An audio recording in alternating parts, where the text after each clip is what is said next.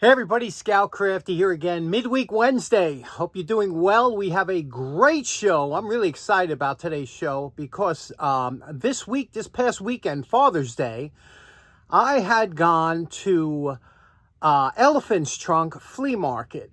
Now, for those of you who don't know, it's a flea market in New Milford, Connecticut. Beautiful flea market. It's been there for many years. It's like a real old-fashioned type, lots of old stuff. So what I did, I said, I'm going to film a little bit of it, only about 5 minutes. I said, take you along with me as if, there's nothing better than to go to a tool meet or a tractor show or anything like that with a bunch of your friends and walk around and just have a conversation about things you see.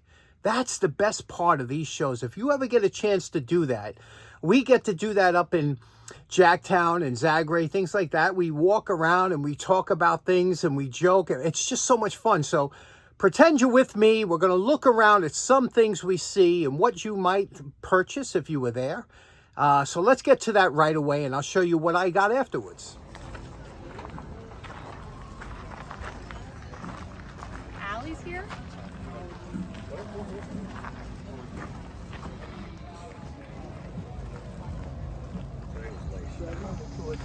Now, here were 3 beautiful planes for $5. I know you're wondering why I didn't take them. I was hoping to leave them for guys that like planes.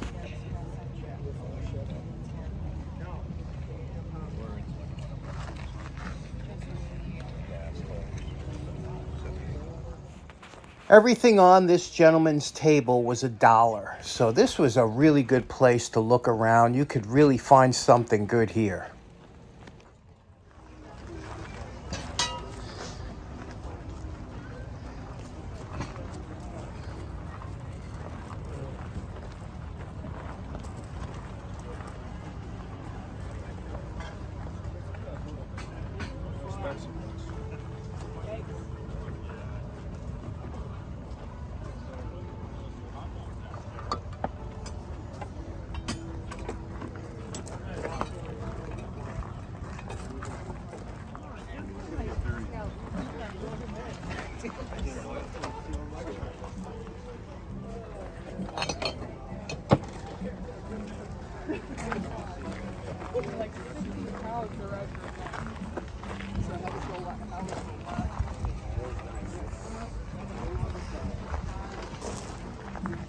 I've never seen, believe it or not,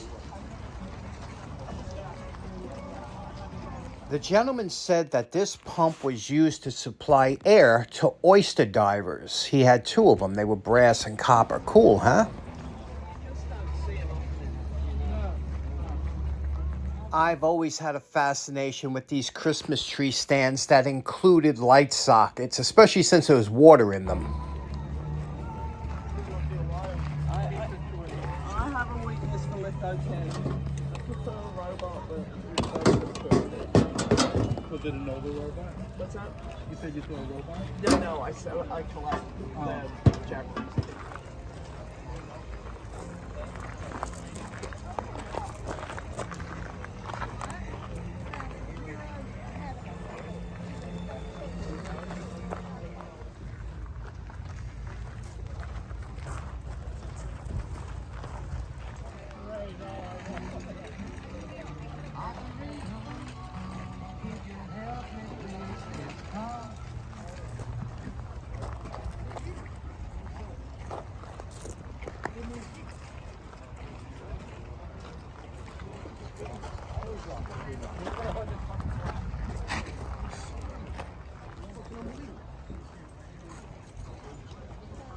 Okay, and how much is your shoe show there? That's a lot of money, actually. When I saw one, when I got that, I said, this is a great show. And I looked it up. There was one that was 19 inches, 18 inches long. Oh, yeah.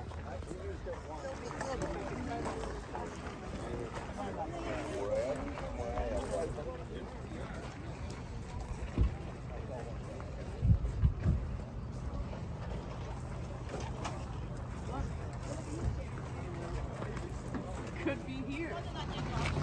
How are you? Okay, how are you? Now, this is Phil and his lovely wife. If ever you go to Elephant's Trunk, make sure you mention that you watch the channel and strike up a conversation with Phil. He has fantastic tools at great price. It's just a great guy all around. And just remember, look for the white van, and it says tools on it. He's usually by the food trucks now.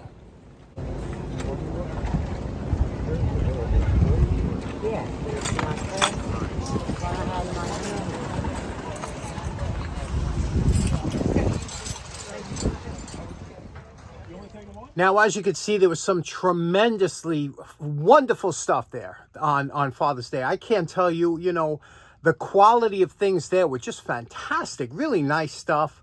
The funny thing is, as you know, I stopped buying tools. However, I did buy a few projects for the show. Not buying tools, they are projects for the show. And you'll see what I mean. Let's go check it out. Okay, so what I picked up, first of all, I got a couple hunks of rope. You can't pass by a rope, especially this was like $2. Manila rope. I love this stuff, in great shape. It's not worn, so pick that up. From the same vendor, I got this. Now, I have a bunch of these and a lot that have to, that are going to be restored.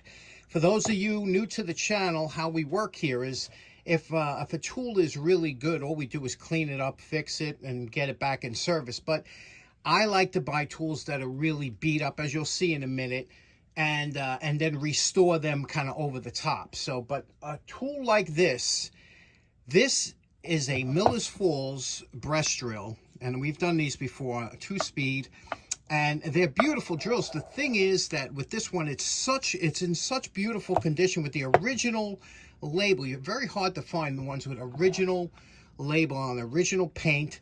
So this one's just going to be a cleanup and more or less like a wall hanger. We'll get it back running perfect and do that. Isn't that a pretty one? And that was expensive. I paid $10 for that. But again, you don't find them with the decal in that kind of condition. So this will be a fun project. Okay, next up, I talked about this a few episodes back. I kind of collect these advertising ashtrays from gas stations that were all over the place years ago. And this one here is a Goodyear. Okay, Goodyear. And you can see it's a custom power cushion polyglass. You can see it's written there. This was advertising in gas stations and whatnot. It was an ashtray, and this would pop out, and it was a rubber tire.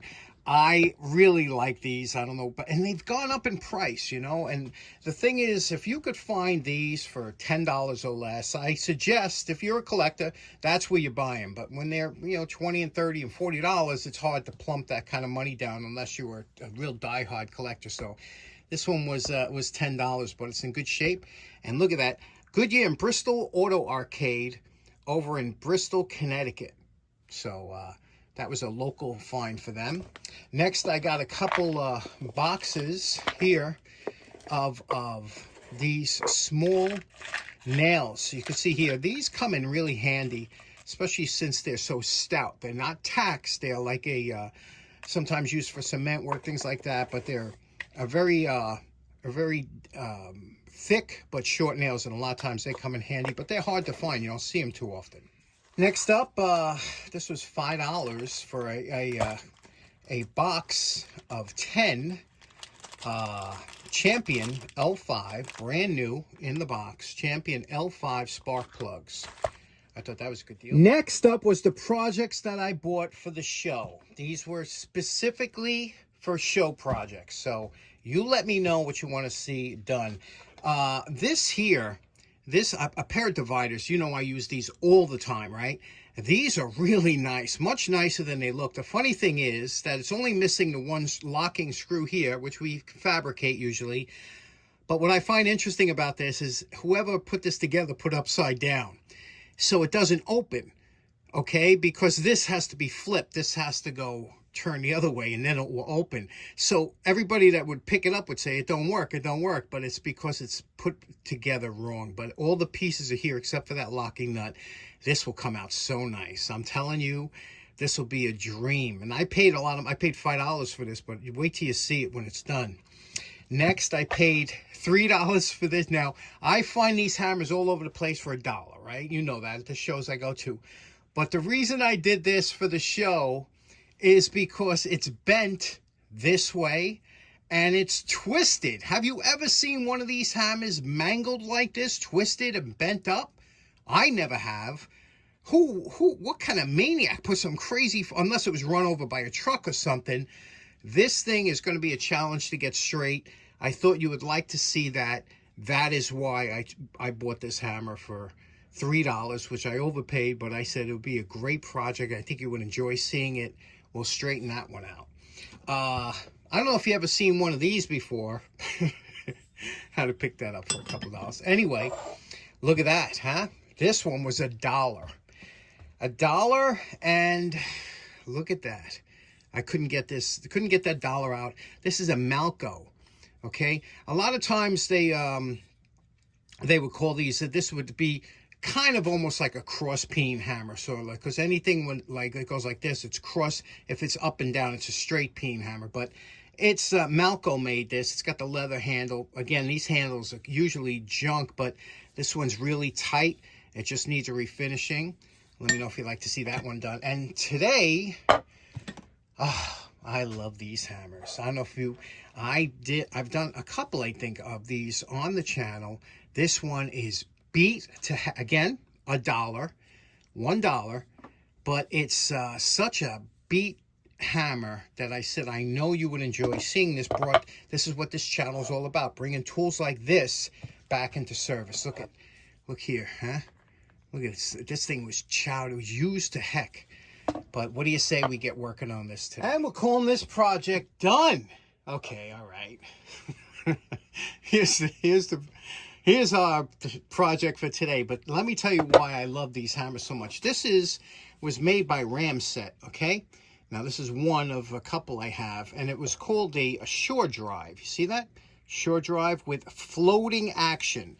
So there was a piston in here that would actually float a little bit when you use this hammer. I don't know. It was an expensive hammer when it came out. Still expensive today. The tips were kind of hard to find or whatever. This one was in near mint shape. I cleaned it up. The thing is, like I said, it's a great hammer. It's got a great weight to it, a heavy weight.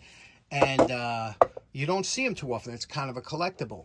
The reason I bought this for $1, when I bought this hammer, I happened to get a couple of these boxes that you could change the tips. You see that?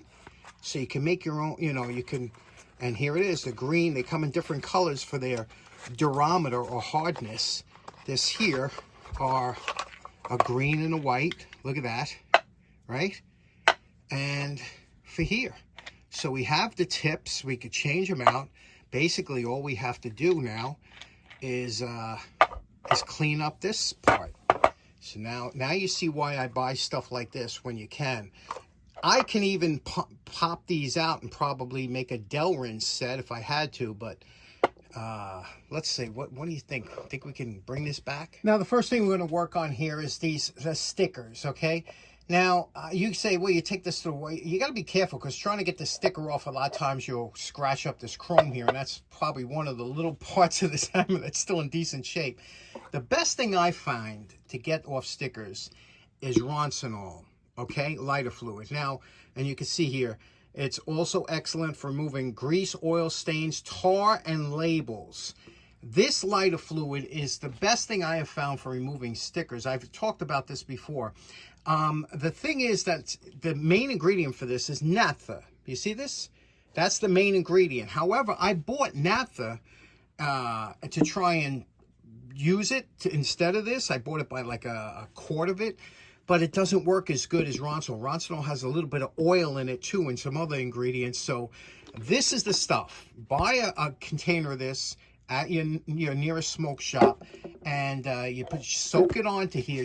And it comes with a nice container here.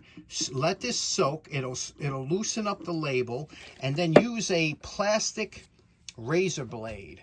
You ever see these? They sell them in the kit. These are great, the plastic razor blades. And after that soaks for a while, you just work this back and forth, and it will loosen up the glue and take off the labels. You can see it's starting to get under already. But you got to let the Ronsenol soak in. You got to let it just do its magic, you know, and let it soak in and just keep reapplying it. Sometimes what I do is I'll put on a piece of paper towel and let it drape over there if it runs off a lot. But In a couple minutes, this will come right off. One thing you want to do when you do it, a lot of times if you take it from the edge and just walk it back towards the middle, you know, from the edge, and walk it back with a plastic razor blade, you'll be able to get that off. And again, you just have to let the Ramset do its magic. Okay, the label has been removed. It's a little messy, but comes out nice. Now we have to deal with here. Take a look at this.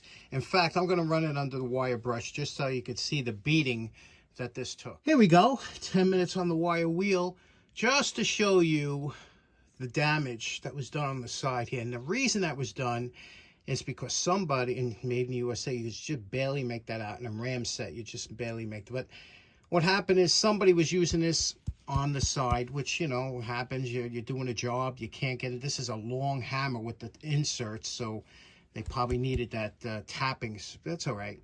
What we're going to do now is we're going to smooth this over all the way around. This was a blue, and we cleaned out everything in there. We'll just do a little bit more around the face there so it seats nice. It's coming along nicely, right?